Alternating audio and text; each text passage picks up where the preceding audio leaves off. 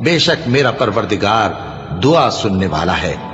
ए परवरदिगार, मुझको ऐसी तौफीक इनायत कर कि नमाज पढ़ता रहूं और मेरी औलाद को भी ये तौफीक बख्श। ए परवरदिगार, मेरी दुआ कबूल फरमा। ए परवरदिगार, हिसाब किताब के दिन मेरी और मेरे माँ बाप की और मोमिनों की मगफिरत कीजिए। और मोमिनो, ये ना समझना कि ये जालिम जो काम कर रहे हैं अल्लाह उनसे बेखबर है।